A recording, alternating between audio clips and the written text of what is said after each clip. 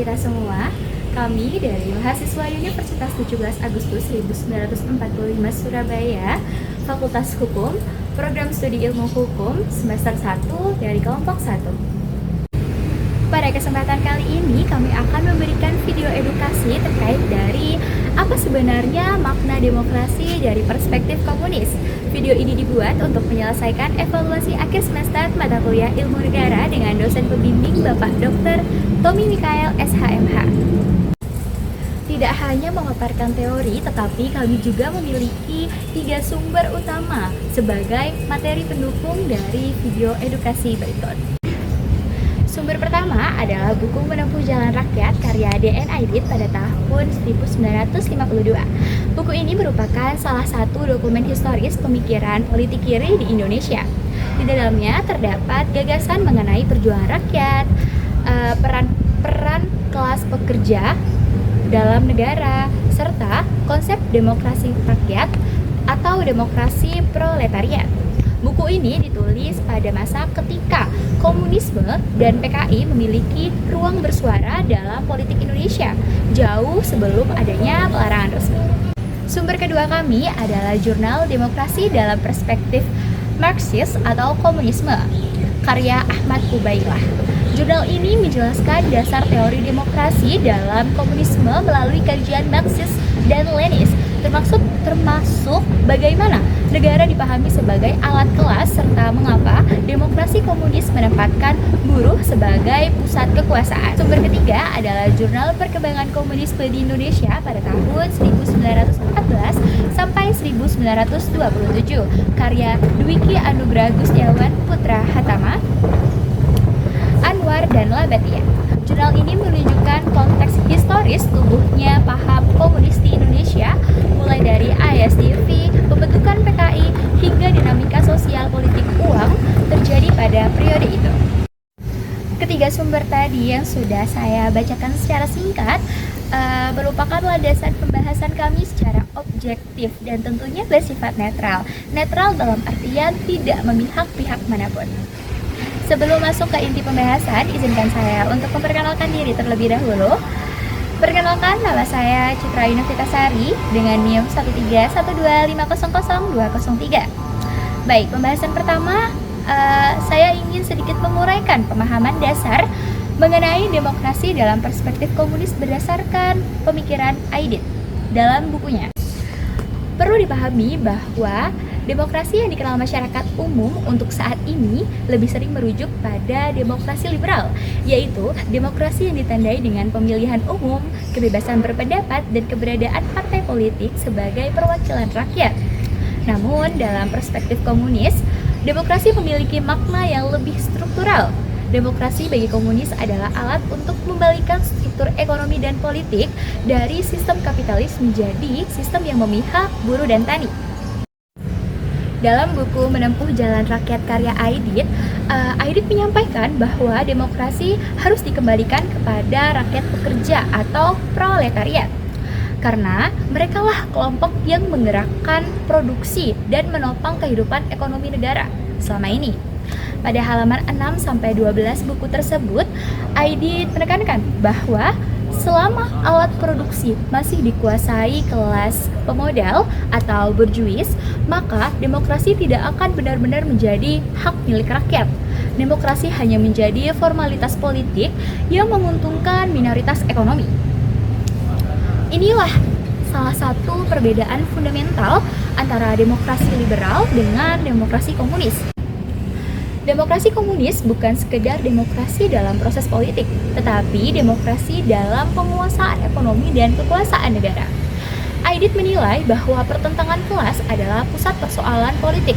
Negara dalam kondisi kapitalis dianggap memihak pada pemilik modal, sedangkan dalam demokrasi proletariat, negara harus berada di bawah kontrol kelas pekerja agar rakyat memperoleh manfaat langsung dari hasil kerja keras mereka. Pandangan Aidit tersebut sejalan dengan pemikiran Karl Marx dan Lenin yang dibahas pada jurnal Ahmad Ubailah. Dalam jurnal itu dijelaskan bahwa negara adalah alat kekuasaan kelas sehingga pergantian kelas penguasa akan mengubah sistem demokrasi.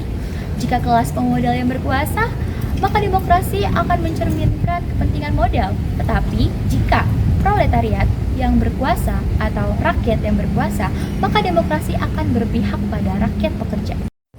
Dari sini dapat dipahami bahwa demokrasi menurut komunisme bertujuan menghapus kesenjangan kelas dengan menempatkan alat produksi sebagai kepemilikan bersama masyarakat, bukan individual.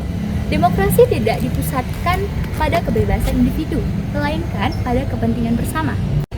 Selanjutnya, jurnal Hatama, Anwar, dan Laibaita memberikan gambaran kondisi historis yang membuat pemikiran seperti Aidit berkembang. Jurnal tersebut mencatat bagaimana komunisme masuk ke Indonesia melalui gerakan buruh sejak tahun 1914, kemudian berkembang menjadi PKI dan sempat mempengaruhi arah politik nasional.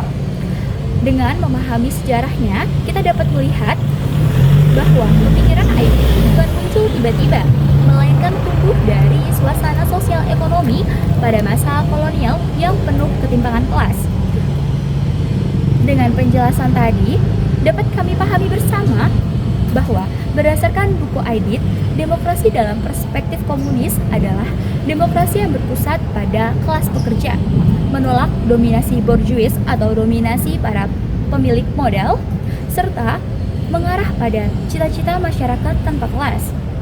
Pemahaman dasar ini menjadi landasan awal materi kami yang akan dibahas lebih lanjut oleh rekan saya selanjutnya. Pembahasan lebih lanjut mengenai jurnal-jurnal yang menjadi pedoman untuk kami membuat video edukasi ini. Lalu yang terakhir, terdapat pendapat dari kami terkait apa sebenarnya makna demokrasi dari perspektif komunis. Sekian dari saya ucapkan terima kasih. Perkenalkan, nama saya Eran Anjila Nera Wijaya dengan NIM 13125002207. Di sini saya akan melanjutkan pembahasan mengenai konsep demokrasi dalam komunisme secara lebih terperinci. Jika demokrasi umumnya dimaknai sebagai pemerintahan dari rakyat, oleh rakyat dan untuk rakyat, maka demokrasi komunis membawa definisi yang lebih spesifik. Rakyat di sini difokuskan pada kelas pekerja, yaitu proletariat. Dalam demokrasi liberal yang banyak diterapkan negara modern, kekuasaan berada pada wakil rakyat yang dipilih melalui pemilu. Namun, dalam perspektif komunis sebagai dijelaskan oleh Aidit dan dipertegas oleh jurnal Ubailah, proses pemilu saja tidak menjamin pemerintahan yang berhak pada rakyat apabila alat ekonomi dan produksi masih dikuasai oleh segelintir elit modal. Oleh karena itu, demokrasi komunis menyarankan 3 aspek penting. Yang pertama, kekuasaan politik harus berada di tangan rakyat pekerja, bukan elit kapitalis. Yang kedua, alat produksi harus dikendalikan negara atas nama rakyat sehingga hasil produksi tidak hanya dinikmati kaum pemodal. Yang ketiga, tujuan akhirnya adalah menghapus kelas sosial sehingga tidak ada lagi jurang antara pemilik modal dan pekerja. Konsep ini menempatkan keadilan ekonomi sebagai inti demokrasi, bukan sekedar kebebasan memilih. Dengan kata lain, demokrasi liberal fokus pada hak politik. Demokrasi komunis fokus pada kesetaraan ekonomi. Jurnal Ubailah memberikan penjelasan yang sangat penting. Demokrasi komunis tidak menolak demokrasi, tetapi menawarkan model demokrasi alternatif yang kolektif. Ini berarti keputusan politik harus didasarkan pada kepentingan kelas pekerja sebagai mayoritas masyarakat. Di titik ini, kita mulai memahami bahwa demokrasi bukan hanya satu bentuk tunggal, melainkan memiliki variasi yang ditentukan ideologi. Demokrasi liberal berpihak pada kebebasan individu, sedangkan demokrasi komunis berpijak pada kolektivitas dan pemerataan struktur ekonomi. Secara historis, seperti dijelaskan dalam jurnal Hatama CS, perdebatan mengenai siapa yang berhak atas kekuasaan negara telah terjadi sejak masa penjajahan. Saat itu, buruh dan tani merasa tertindas oleh kekuasaan kolonial, sehingga gagasan komunisme menjadi menarik sebagai alat perlawanan. Jadi, demokrasi komunis lahir bukan hanya sebagai teori, tetapi sebagai reaksi terhadap ketidakadilan ekonomi. Sebelum masuk ke dalam materi, izinkan saya memperkenalkan diri. Saya Alicia Birgam Cunyasari dengan NIM 13125000206. Mengacu kembali pada buku Aidit, terdapat beberapa bab yang menceritakan bagaimana rakyat seharusnya mengambil alih peran negara melalui organisasi politik. Aidit menganggap bahwa tanpa keterlibatan rakyat secara langsung dalam produksi dan distribusi ekonomi, demokrasi hanya menjadi formalitas. Aidit juga membahas bahwa perjuangan rakyat harus dilakukan melalui pengorganisasian massa. Dalam hal ini, partai politik menjadi instrumen untuk menyatukan kekuatan rakyat pekerja. Ia memposisikan PKI sebagai alat perjuangan massa proletar untuk mendirikan demokrasi rakyat yang sejati. Perlu ditegaskan bahwa pembahasan ini hanya sebatas teori dan sejarah, bukan bentuk dukungan terhadap politik manapun. Tujuannya adalah agar kita memahami berbagai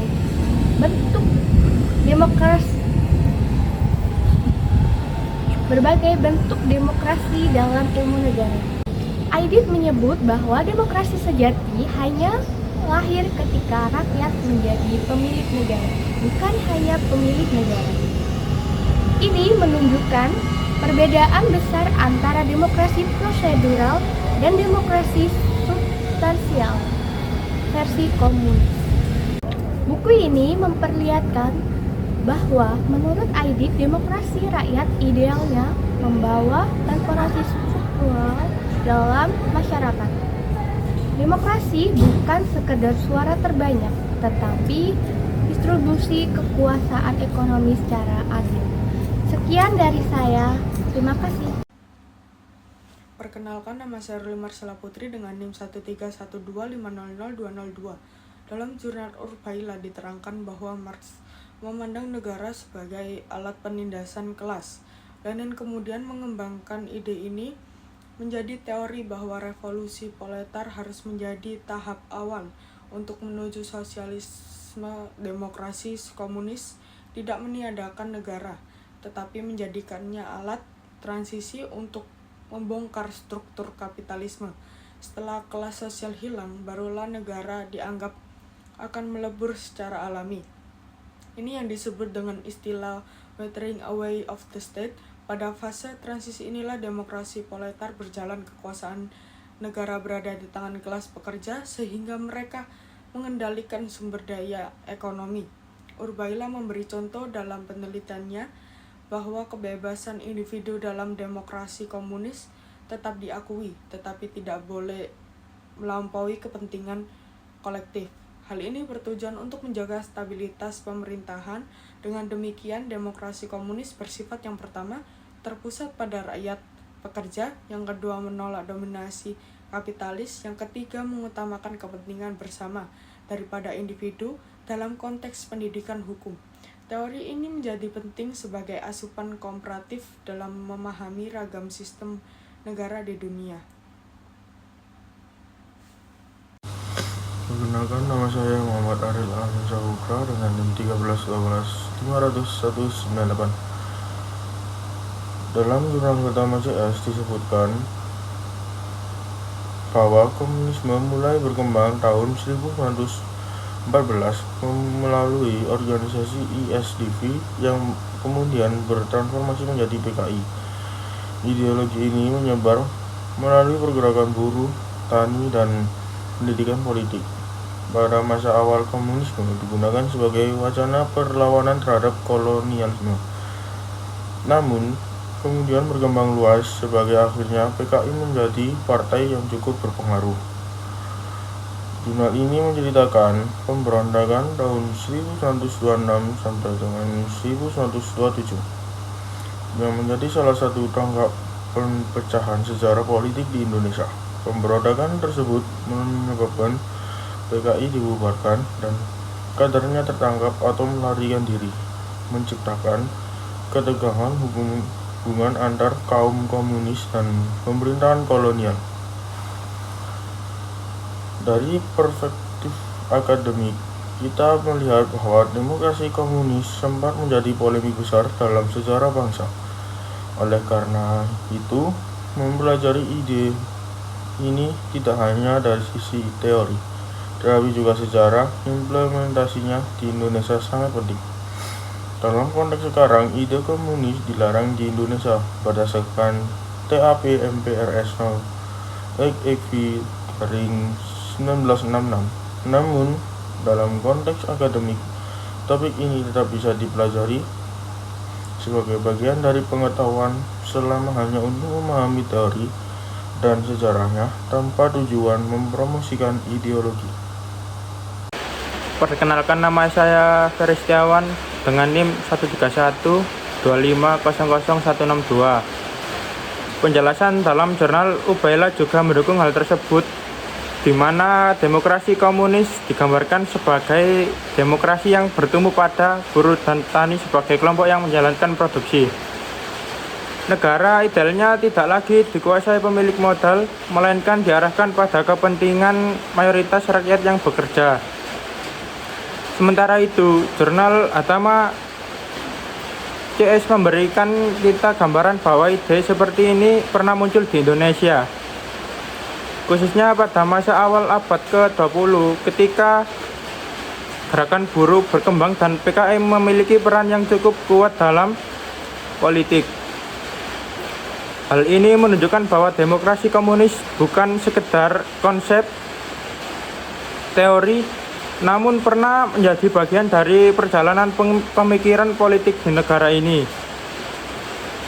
Melihat hubungan ketiganya, kami menilai bahwa demokrasi komunis memandang kekuasaan tidak boleh hanya berhenti pada suara rakyat, tetapi juga pada bagaimana rakyat mendapatkan manfaat dari perekonomian. Mungkin konsep ini sulit diterapkan saat ini, tetapi sebagai bahan pemahaman, sudut pandang ini memberi gambaran bahwa demokrasi bisa dipahami lebih luas dari sekedar sistem pemilu. Bagian ini menjadi jembatan menuju pendapat kelompok kami, yang selanjutnya akan dibahas oleh pembicara selanjutnya. Terima kasih. Nama saya Indra Adi Kusanto Putra Ika dengan NIM 13125000209. Pada bagian ini saya akan menyampaikan pendapat kelompok mengenai makna demokrasi dan perspektif komunis berdasarkan pemahaman kami setelah membaca buku Aidit, Jurnal Ahmad Ubailah, serta Jurnal Hatama CS. Pendapat kami tidak langsung menuju ke kesimpulan, melainkan berupa penjelasan kritis dan objektif mengenai bagian demokrasi komunis dipahami dalam konteks teori ilmu negara. Setelah mempelajari ketiga sumber, kami melihat bahwa demokrasi dalam perspektif komunis memiliki karakter berbeda dengan demokrasi politik yang selama ini dikenal di Indonesia. Bagi komunisme, demokrasi tidak memastikan bahwa rakyat, terutama buruh, tani, dan pekerja, benar-benar memiliki kendali atas roda ekonomi negara. Dalam pemahaman kelompok kami, demokrasi komunis menempatkan keadilan ekonomi dan penghapusan kelas sosial sebagai inti demokrasi, bukan semata hak politik. Hal ini berbeda dengan demokrasi liberal yang menetapkan kebebasan individu sebagai nilai utama. Kami menilai bahwa demokrasi komunis bersifat materialistis dan struktural. Artinya demokrasi bukan hanya proses formal, tetapi harus disertai perubahan struktur kepemilikan produksi. Kalau dalam demokrasi biasa, rakyat hanya berpartisipasi melalui pemilu, dan demokrasi komunis rakyat ikut menambahkan arah ekonomi. Bagi kami, demokrasi komunis adalah demokrasi yang mengutamakan keputusan bersama dengan fokus pada kepentingan buruh dan rakyat. Bekerja sebagai kelompok mayoritas, individualisme tidak terlalu ditekankan di sini, melainkan kepentingan bersama. Dari sudut pandang akademik, kami melihat bahwa konsep demokrasi komunis dan memberikan sudut pandang baru mengenai bagaimana distribusi kekuasaan dalam diatur agar tidak berpusat pada elit ekonomi. Meskipun sistem ini sulit diterapkan secara praktis, nilai teorinya dapat dipelajari untuk pengembangan wacana keadilan sosial dalam ilmu negara. Namun kami juga berpendapat bahwa penerapan demokrasi komunis ini Indonesia memiliki hambatan hukum dan sosial. Hambatan ini muncul karena sejarah nasional serta regulasi yang melanggar ideologi komunisme. Maka dari itu, pandangan yang kami sampaikan hanya sebatas pemahaman secara teori, bukan dorongan untuk dipraktikkan. Sampai tahap ini, pendapat kelompok kami sudah kami uraikan dengan lengkap. Terima kasih.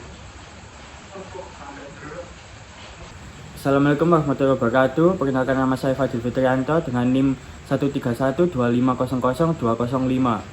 Pada bagian ini izinkan saya menyampaikan kesimpulan pendapat kami mengenai makna demokrasi dari perspektif komunis berdasarkan pemahaman menyeluruh terhadap buku Aidit, Jurnal Ubailah, dan Jurnal Hatama CS. Setelah kami membaca dan membandingkan ketiga sumber tersebut, kami memandang bahwa demokrasi dalam perspektif komunis adalah sebuah konsep demokrasi yang tidak berhenti pada aktivitas memilih pemimpin, tetapi bergerak lebih jauh hingga pada pengaturan struktur ekonomi dan penguasaan alat produksi. Bagi demokrasi komunis, suara rakyat bukan sekedar suara dalam bilik pemilihan, melainkan suara yang termanifestasi dalam penguasaan nyata atas ekonomi negara.